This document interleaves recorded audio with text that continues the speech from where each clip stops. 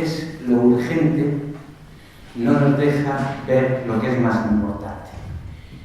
Y hablamos de esa frase referida a las migraciones, y yo creo que eso es una cuestión básica que nos lleva a plantearnos, y yo creo que a validar un poco la idea de este curso, que es la multidisciplinaridad y ver que las cosas no están fragmentadas, que todo pertenece a algo común.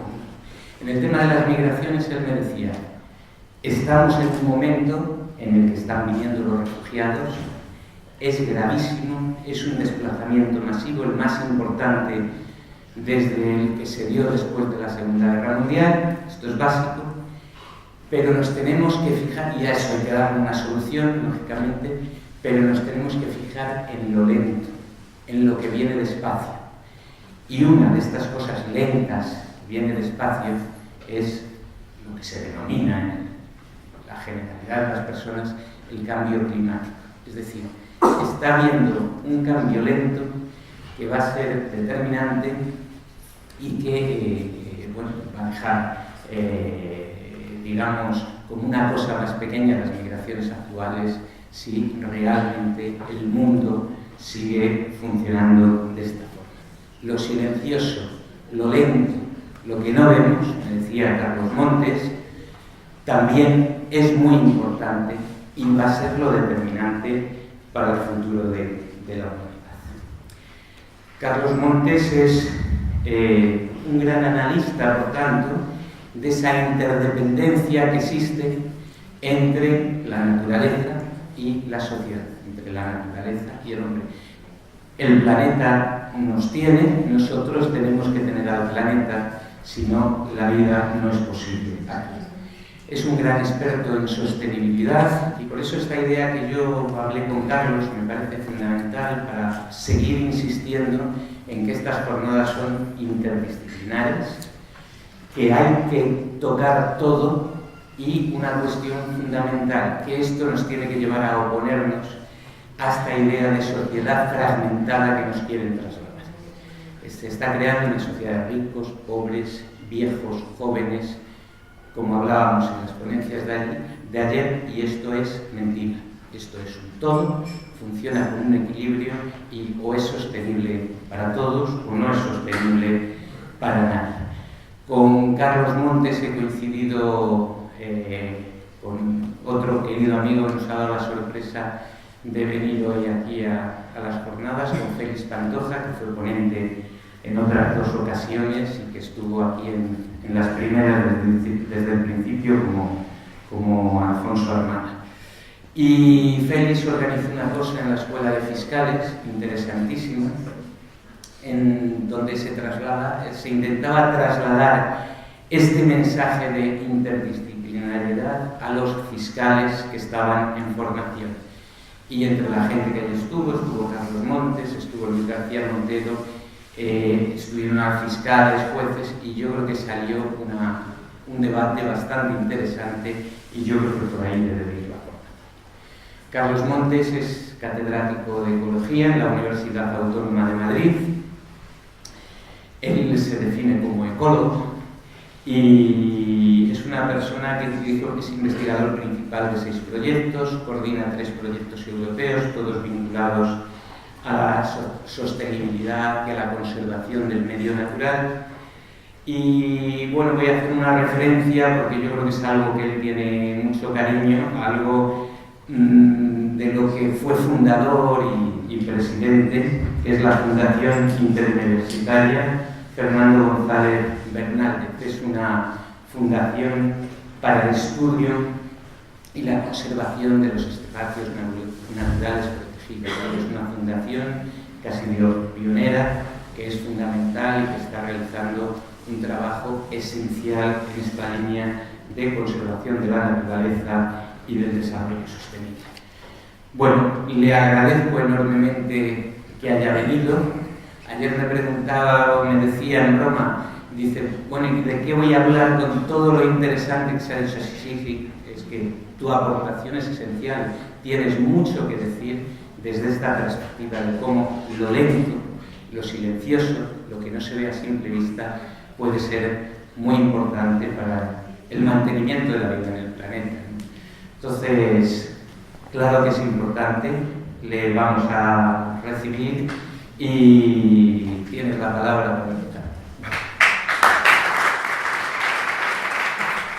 Bueno, no puedo empezar de otra manera que dando las gracias a la UNED, aquí de su sede en Motril, y claro, especialmente al director del curso, Luis Carlos, por la importancia de tener un evento como esto, 14 años.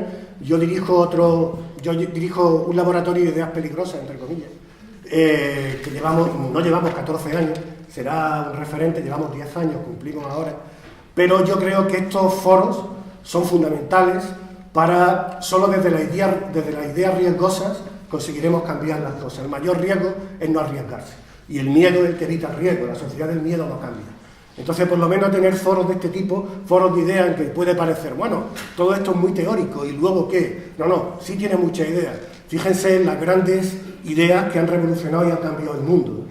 Evidentemente, ideas como pudo ser Darwin y la evolución eran muy lentas hasta que empezaron a calar. Ahora, en un mundo hiperconectado, buenas ideas son capaces de transformar. Hablaremos un poquito, ¿no?, de cisnes negros, ¿no?, y de cómo todo va demasiado deprisa, pero una buena idea tiene una capacidad de transformación bastante grande. Y foros como estos son luz, faro y guía para promoverlo, ¿no? Con lo cual, simplemente el que lleve ya 14 años es algo que es fundamental y que entiendo que hay que tener.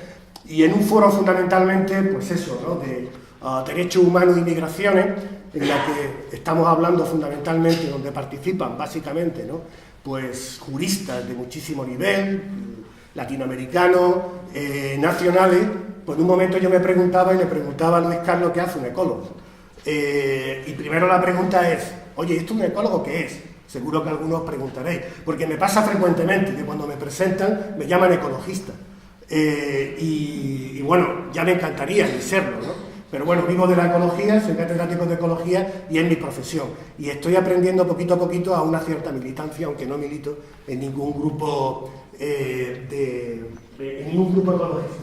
Pero bueno, de una manera sencilla, para los que no estéis muy relacionados con lo que significa la ciencia de la ecología, ¿en qué trabajamos los ecólogos? Los ecólogos trabajamos en relaciones, trabajamos invisibles. Nuestro lema sería, lo que vemos es la imagen de lo invisible. De tal manera que si tú tienes una cierta relación con una persona, con un grupo de personas, entre el norte y el sur, cultiva lo que no se ve, cultiva los vínculos que se establecen entre ellos, cosa que la sociedad actual invisibiliza esos vínculos.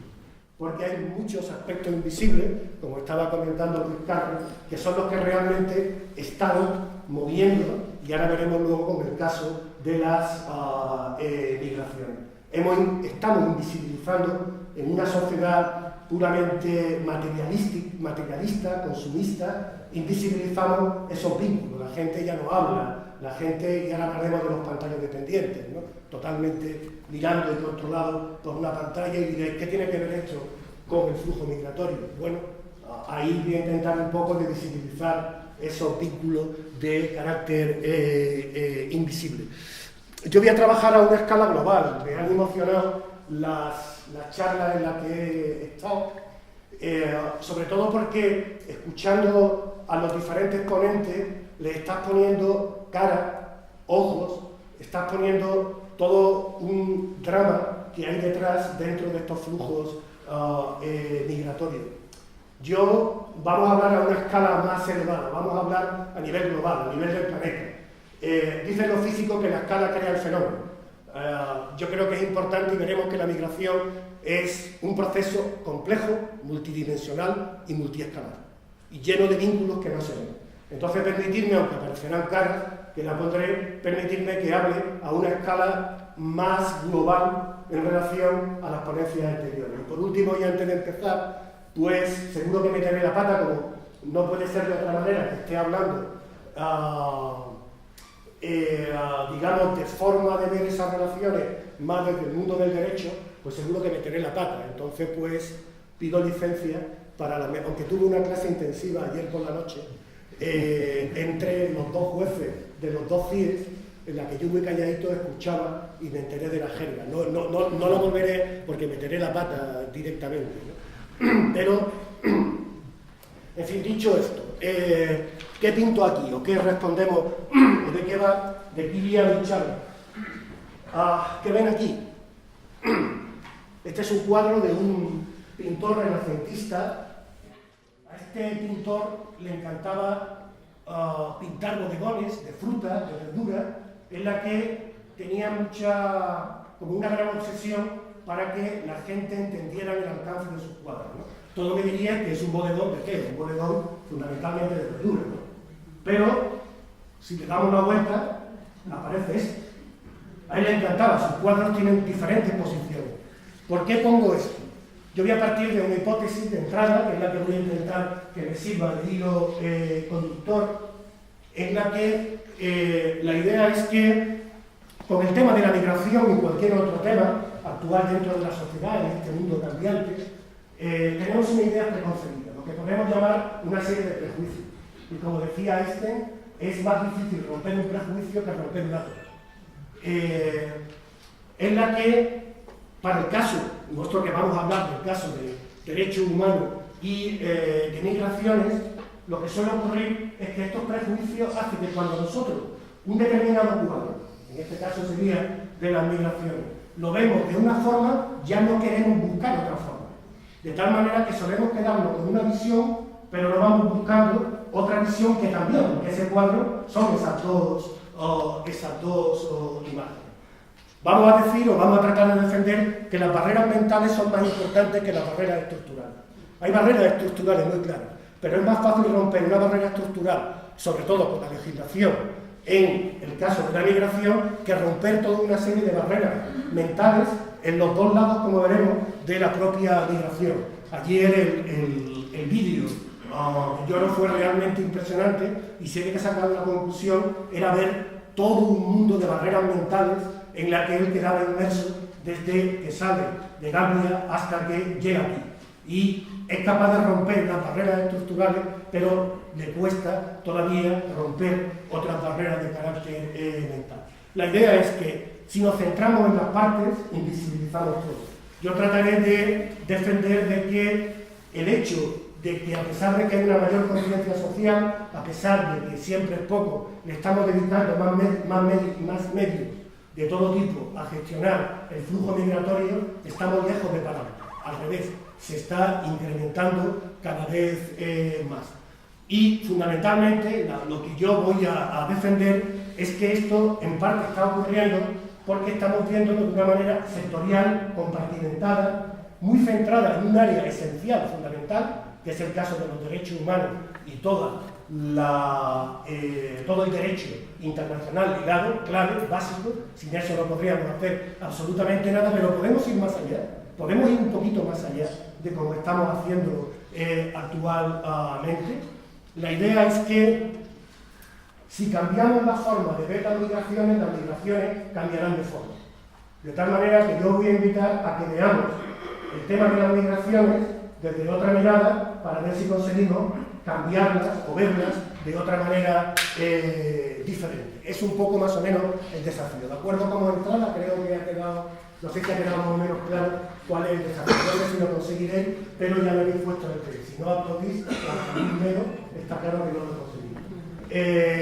Bien, el tema, y bueno, a mí me ha tocado una parte que es dentro de las migraciones, dentro del bloque de los refugiados. Los malamente hablaremos, pero he querido ponerlo, porque no se reconocen como tal desde el punto de vista jurídico, del tema de los refugiados ambientales, ¿no?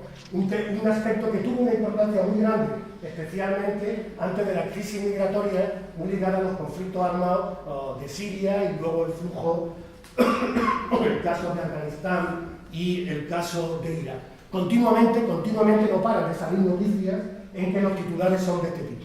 Y además muy ligado, más que hablar de refugiados ambientales, está muy ligado a refugiados climáticos, como contaba. El tema del cambio climático también veremos que no es ideológicamente neutro. Detrás de los mensajes del cambio climático hay una ideología política capitalista muy grande que iremos viéndola viéndola a lo largo un poco desde la charla. Y bajo un término de refugiados climáticos, ecorefugiados, desplazados ambientales, toda una tipología y una jerga nueva que se está desarrollando, muy ligado en el mundo de las ONGs, está cada vez creciendo más. Bueno, yo tenía enganchado unos vídeos, pero no, como han estado de juerga por la noche las máquinas, pues lo pondremos manualmente.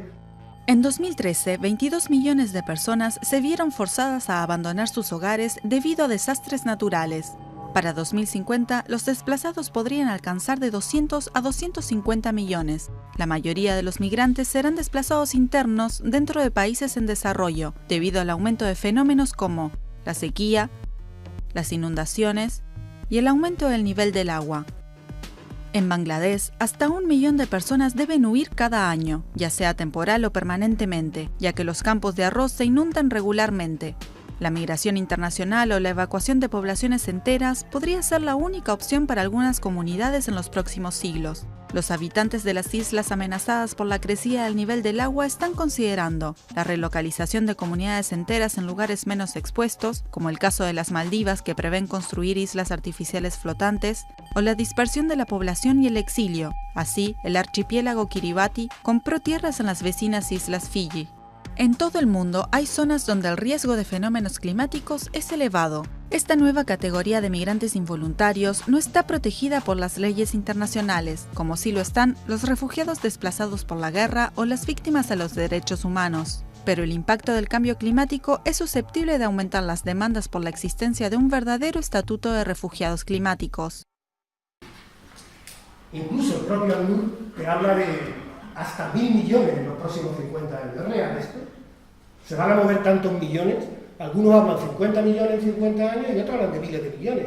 Pero ¿hay datos empíricos reales, y esos somos los científicos, contrastados? ¿O esto de 1 millón más, 1 millón menos? ¿Y de qué va esto? ¿Está realmente formalizado esto del migrante ambiental, del refugiado ambiental o del el caso climático? Hay una realidad que es el punto de referencia. Y antes de entrar en la charla, las palabras no son neutras, las palabras tienen ideología, las palabras piensan. De tanto repetir una palabra, lo piensas y luego actúas. Eso lo sabe muy bien el sistema, que usa las palabras muy adecuadas.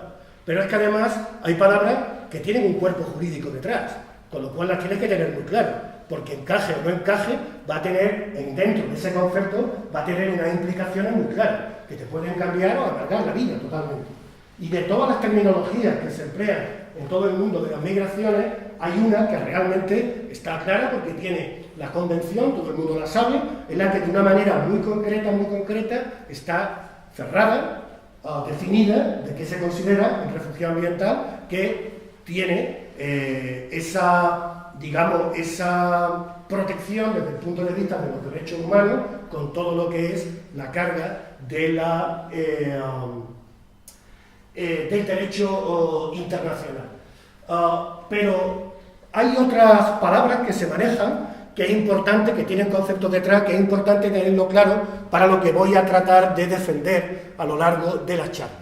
Migración no tiene una connotación jurídica, pero bueno, la Organización Internacional para la Migración, de hecho vamos a usar las definiciones, dado que es un organismo perfectamente reconocido a nivel internacional, te da esta definición, todo el mundo lo sabe, estamos hablando de personas, un grupo de personas que se mueven de una manera forzada o de una manera voluntaria. Pero yo he marcado algo que no viene en la definición, pero ya lo he puesto directamente, que no lo pone, que es un proceso. No es lo mismo entender las migraciones en términos de desplazamiento, de ida, de vuelta, que entenderlo como veremos ahora de un proceso. Dentro de este proceso, la palabra migrante incluye el emigrante y el inmigrante, incluye a priori, teóricamente, una flecha que iría desde la salida a la llegada. ¿Pero esto realmente es así? No, es una flecha en dos lados. El migrante siempre va a estar mirando a dónde llego y dónde estoy atrás. Pensando el otro día sobre quién debería de ser el dios mitológico de los migrantes, evidentemente el dios romano Jano. Seguro que lo conocéis mucho. El dios romano Jano era el dios del principio y del final. No hay final sin principio, ni principio sin final. No hay vida sin muerte, gracias a la muerte porque tengo vida. De tal manera que el dios Jano es el que realmente estaría mirando. En fin, una metáfora. Pero incluso lo que estamos diciendo aquí, ¿nos estamos centrando más en los migrantes que en el proceso? Sería como una primera reflexión. Y lo segundo, esta flecha que yo pongo, que es una línea, ¿realmente es una línea? ¿Es lineal este proceso o es no lineal? ¿Hay umbrales de cambio? ¿Y podemos pasar esos umbrales de cambio y cambiar totalmente en determinado contexto? Simplemente reflexiones sobre lo que es una definición aceptada, pero que deja ahí unos huecos que vamos a ver. Luego está también, por la OIM, lo que se refiere al desplazamiento. Aquí ya sí estamos hablando de traslados forzosos. Es decir, realmente la población migra en el caso de un conflicto armado o por el caso de alguna, entre comillas, catástrofe o desastre ambiental o natural, que hablaremos luego, que no tiene ninguna base de carácter ecológico. Pero lo primero, ¿estos términos son sectoriales y compartimentados o hay un gradiente? Y que simplemente lo dividimos y lo compartimentamos de una manera operativa, porque como hemos partido, lo que nos encanta es romper, dividir, todo sectorizarlo, porque si no, no lo entendemos. Nos da miedo la complejidad, no nos gusta la complejidad, no nos gusta la incertidumbre, no nos gusta la impredictibilidad. Y estamos viviendo un mundo que se caracteriza por todas esas características en las que estamos. Si vemos las palabras que hemos dicho actualmente, los términos estos, lo que hay en sí es un gradiente. Es un gradiente de movilidad de forzada a voluntaria, desde el refugiado hasta el migrante. De tal manera que la pregunta que volvemos a hacerlo, en el sentido de que cuando estamos hablando de estos flujos, son flujos en los que las fronteras son borrosas.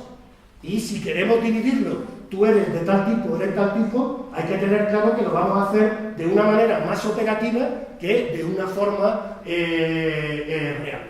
Y bien, de ahí entramos ya al término que está claro que refugiado ambiental no entra, y cómo la ACNUR lo ha rechazado, y además yo entiendo que muy bien, pero lo que es cierto es que esta palabra de refugiado ambiental, fijaros que es del año 76, Lester Brown, el famoso que saca los informes mundiales todos los años. El caso es que no tiene un cuerpo jurídico, por lo tanto, bueno, cualquier migrante ambiental no tiene derecho a asilo, digamos que quedaría ahí en un limbo, quedaría en un sitio en donde, evidentemente, yo no puedo decir, oye, yo soy un migrante ambiental, lo siento, porque en la convención no viene ninguna etiqueta que diga que está aquí. Y además, ¿y eso de migrante ambiental qué significa? Porque nosotros tenemos claro, yo sé perfectamente que si vengo de tal o cual país en la que hay una guerra o en la que hay una injusticia, te puedo catalogar. Pero ya, cuando entramos en el pensamiento borroso, entonces ya, vamos, no sabemos cómo movernos ahí, ¿no? Y especialmente desde el derecho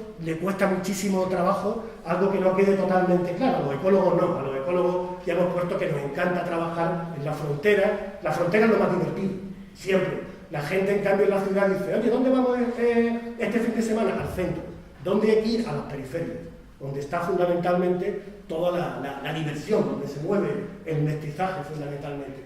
E incluso ha habido personas que han dicho, no, tenemos que darle al migrante ambiental, hay que darle el mismo peso que al refugiado. Y de hecho, se manejan diferentes definiciones, como esta que está aquí, que fijaros que es copiar la de refugiado ambiental, la de refugiado de la Convención, para intentar que se reconozca también.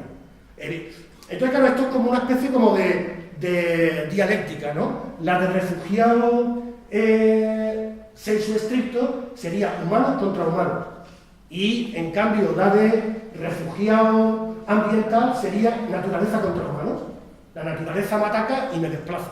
También tengo derecho. Vamos a ver qué detrás, qué poca base científica, ecológica, tiene esos razonamientos. Como decía, ACNUR se opone a incluirlo dentro del concepto de refugiado. Yo creo que con mucha razón, porque tiene miedo de que, que algo que está muy claro y que se puede tratar muy bien y que funciona y que es clave, se pueda diluir, algún país pueda denunciar las partes, y el caso que es que, sí, las ONG fundamentalmente dicen hay millones de personas que son desplazadas, especialmente, además, como veremos, por el cambio climático, con lo cual hay un vacío legal para millones de personas o un limbo de carácter jurídico. El caso es que una de las batallas actualmente, especialmente de las ONG, Greenpeace, una de las más importantes, es la pelea de que se acepte como refugiados a los migrantes ambientales.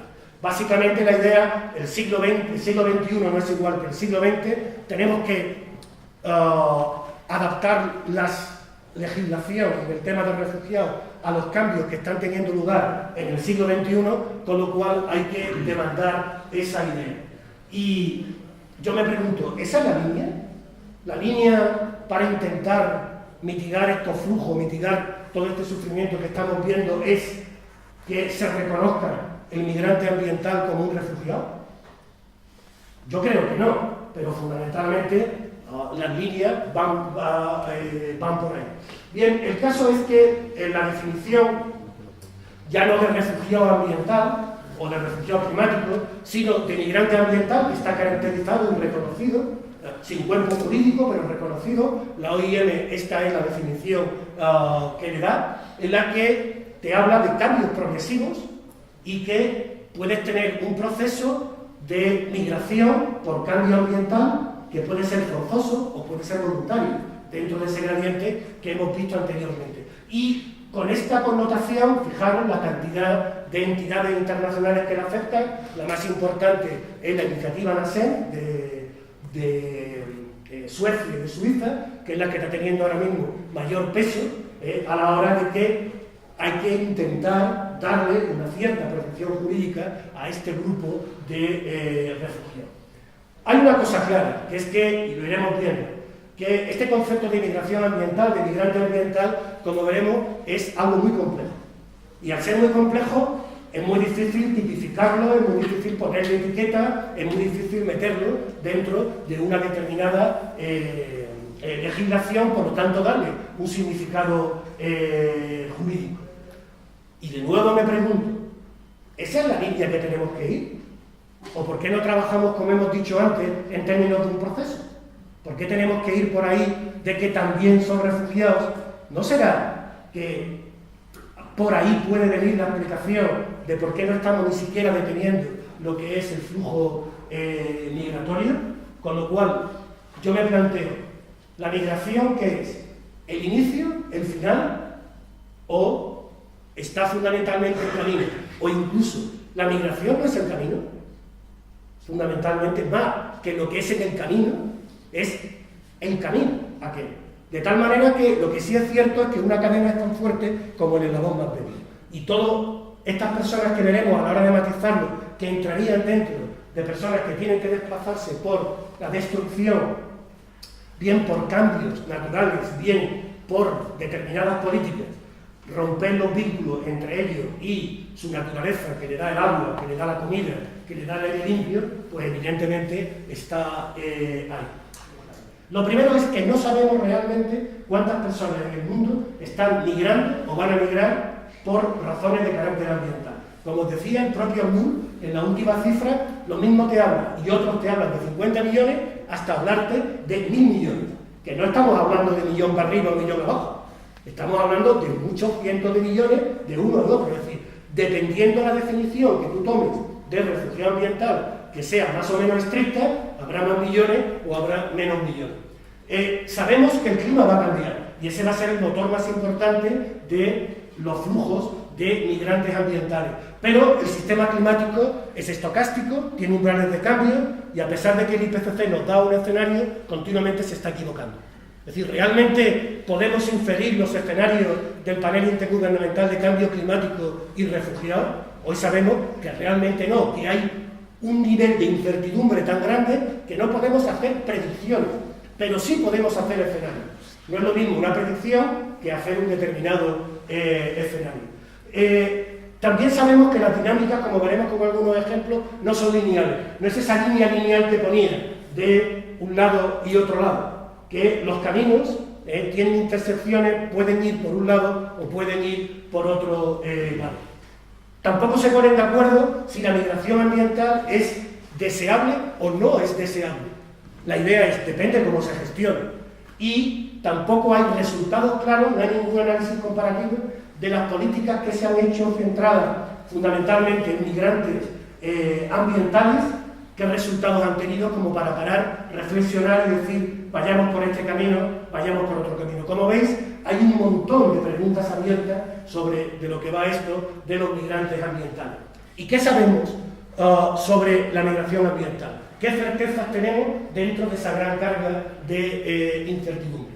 La primera es que el flujo migratorio, que tiene esa connotación que hemos dicho de que degradación de ecosistemas, biodiversidad, los vínculos que me unen y que dependen de mi bienestar se rompen y tengo que irme, eso va a cambiar, se va a incrementar, no sabemos cuánto, pero se va a incrementar. ¿Por qué? Porque ahí está el cambio climático inducido, no la variabilidad climática, el cambio climático inducido que evidentemente está perfectamente contrastado, que está ocurriendo y claro, evidentemente están produciendo esos flujos migratorios. El dato más sólido que he encontrado es el del Consejo Noruego de Refugiados, en el que para el 2013, esto es antes evidentemente que fuera toda la crisis de Siria, ¿de acuerdo? Ahora mismo está prácticamente empatado, pero en ese momento las cifras que se daban era que los desplazados por desastres naturales era mayor que los que estaban teniendo lugar por crisis relacionadas con conflictos bélicos, ¿no? De hecho, la cifra era 22 millones versus 8,2 millones para el 2013. Y cifras tan recientes, estos son ya datos para el 2015 y 2016, es que aquí tenéis diferentes tipos de países. Evidentemente, respecto al cambio climático con la subida del nivel del mar, los más sensibles son las islas, aquellos que viven fundamentalmente en todos esos archipiélagos de la Polinesia que están prácticamente a nivel del mar. Kiribati es el más conocido en la literatura porque un habitante de allí se fue a Nueva Zelanda, pidió ser refugiado, que Nueva Zelanda le reconociera con datos empíricos, porque evidentemente el Kiribati ha tenido que comprar terreno en otras islas más elevadas y Nueva Zelanda no se lo aceptó y aquello lo están usando como referente jurídico para no aceptar a nadie,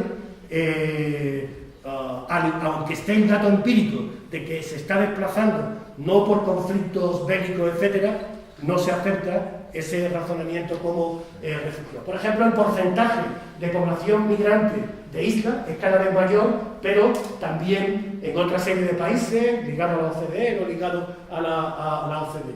Y esto va a ir a más, pues claro. Ahí tenemos que la semana pasada Trump, todo lo que se había comprometido Obama, porque hay que tener en cuenta que China es el primer emisor de gas invernadero, pero el segundo es Estados Unidos. Estados Unidos está emitiendo el 15% de todo el CO2, de todo el gas invernadero. Claro, si ahora mismo vuelve Estados Unidos a un modelo de energías fósiles ligado a lo que llama este señor carbón limpio, evidentemente ese flujo se va a ir mucho más y se va a acelerar mucho más. Cuando sabéis que China está haciendo, de hecho una de las reuniones ahora entre los dos presidentes está en tratar todo el tema del uso de la energía fósil. El mensaje es claro, algo está pasando, la gente se está moviendo, se va a mover más, no podemos mirar a otro lado, no podemos seguir con esta dialéctica refugiados versus migrantes ambientales. Otra certidumbre es que aquellos países que con un índice de desarrollo humano más bajo, aquellos países que mantienen grupos más empobrecidos y con mayores desigualdades, con un índice de Gini más elevado, son las fuentes principales de migrantes ambientales, básicamente. Aquí tenéis los puntos actuales que se encajan perfectamente con el índice de Gini. Lo segundo, también como certeza, que la mayor parte de los migrantes ambientales salen de aquellos países que más han destrozado sus ecosistemas y su biodiversidad, más han deforestado, más han contaminado. Pero claro, ¿y esos países lo han hecho porque han querido? ¿O son aquellos países que tienen la deuda más elevada, que para pagarla tienen que destrozar su ecosistema y biodiversidad? Está el norte moviendo, levantando todos esos flujos migratorios a base de destrozar los vínculos entre su ecosistema y lo que es la población, con lo cual este dato hay que mirarlo de una manera muy clara, porque parece como que la población quiere hacerlo cuando viene sometida, y lo veremos luego con algunos datos de ese norte global frente al sur global, activando estos flujos migratorios. De tal manera que hay suficiente información de que existe una relación clara entre migrantes ambientales y nivel de conservación de ecosistemas y biodiversidad. A más deforestación, más flujo migratorio. A más contaminación, más flujo migratorio. Y el hecho que esté en el sur global es producto de la explotación norte-sur de las grandes corporaciones. Con lo cual, bueno, los tres grandes flujos, hay uno que es en la misma latitud, que es el asiático, y dos que son flujos de diferente latitud. Uno es el africano y otro es el de Sudamérica, hacia a Estados Unidos, pasando por todo lo que es Centroamérica. Aquí fundamentalmente lo que vamos a plantear es: ¿la migración es el síntoma o es la causa? No sé si me explico. ¿Es el efecto o es la causa? Y todo el mundo sabemos que si tengo un dolor de cabeza, la aspirina, ¿qué es lo que me hace dar? ¿Me quita el dolor de cabeza para siempre o mientras me duele? El problema es, ¿le estamos dando aspirina al dolor de cabeza de la migración porque queremos actuar sobre las causas? ¿Me explico o no? Entonces, es un poco lo que voy a intentar ir a la hora. Esto significa que tenemos que ir más allá de la agenda política y legislativa que actualmente está, que es importantísimo porque hay que minimizar los efectos, hay que hacerlo.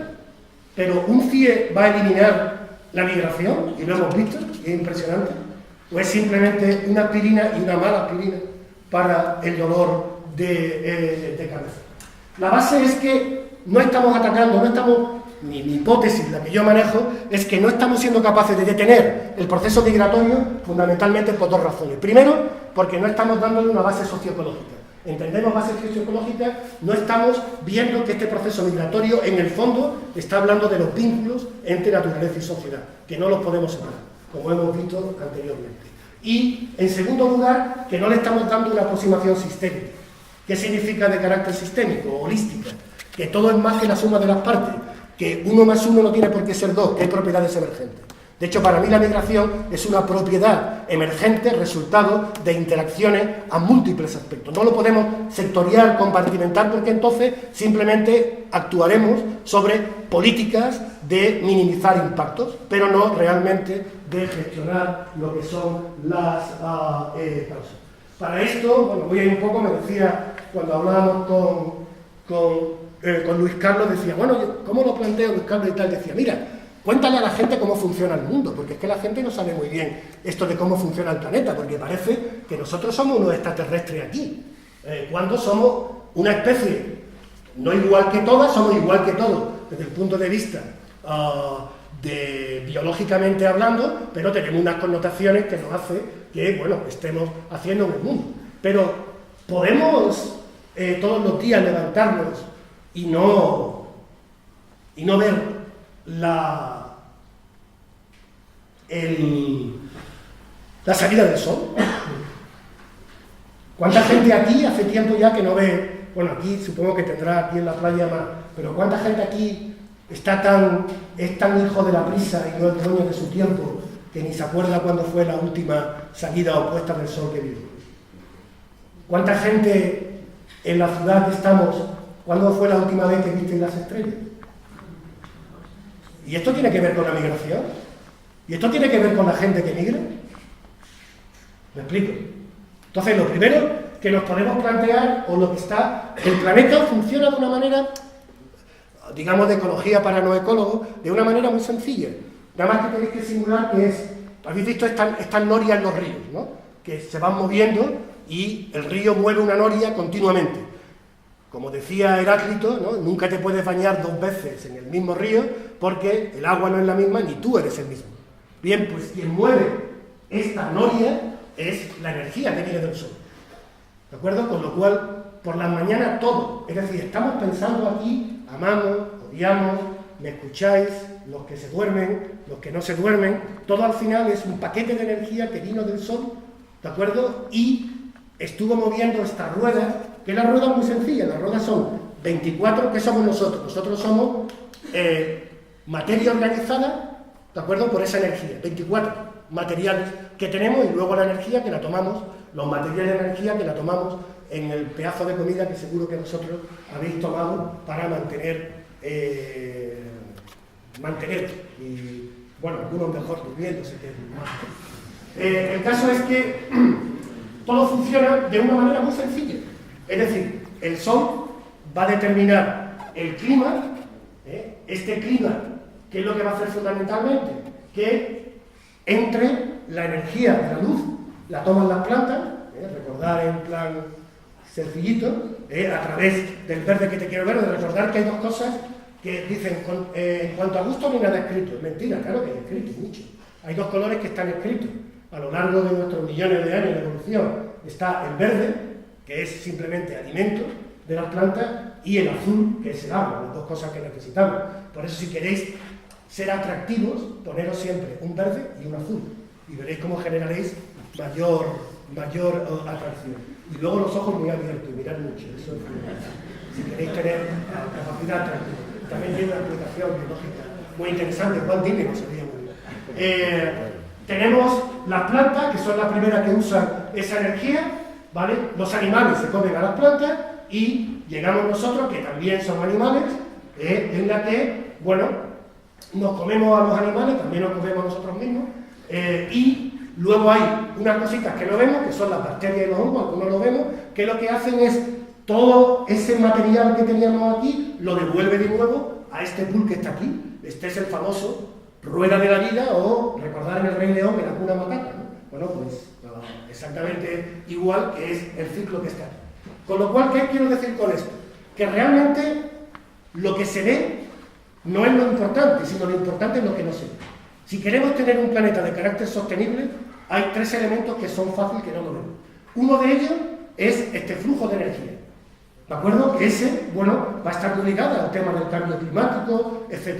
Pero hay ese flujo de nutrientes y luego tenemos el ciclo del agua. Si esto no funciona o lo alteramos, va a tener consecuencias muy claras. El planeta se va a tener que reajustar, como veremos. De tal manera que, ¿cuál es la conclusión más importante? Que somos hijos del clima, como veremos ahora con algún ejemplo.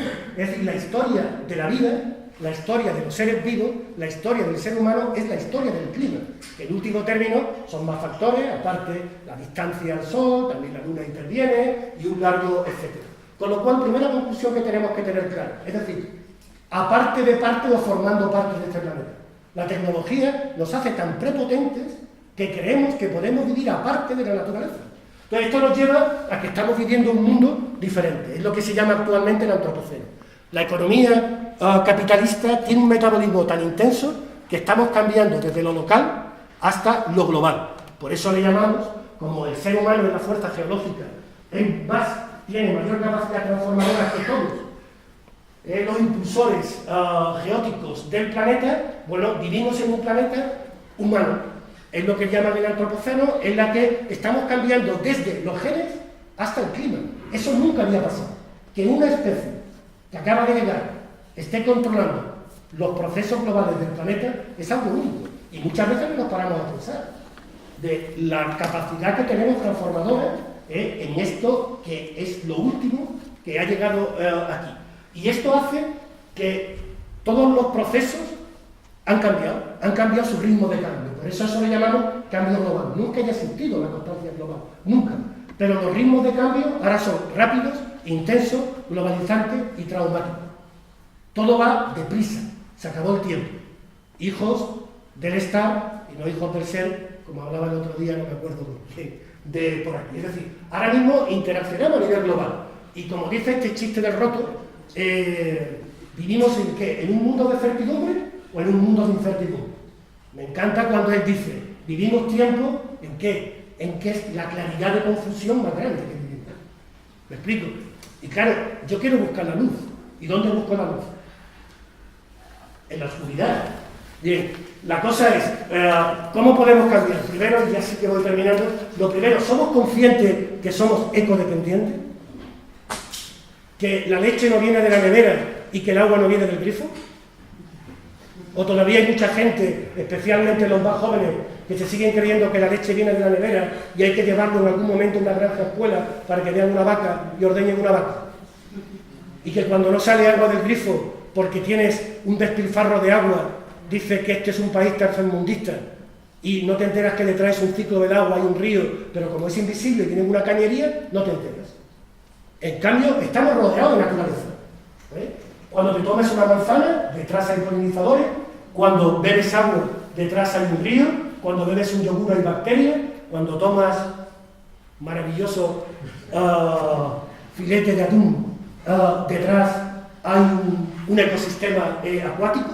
Somos conscientes que si talamos las cuencas, fundamentalmente de las grandes ciudades, tienes que meter las depuradoras y la talas y eso te cuesta dinero, lo que te hace gratis la naturaleza. Que si destrozas los arrecifes de coral, luego cuando lleguen los huracanes, fijaros lo que pasó en el tsunami de Indonesia, va a generar esos desastres naturales. O si seguimos desapareciendo especies, estamos perdiendo productos activos que pueden ser fundamentales, por ejemplo, para el caso del cáncer.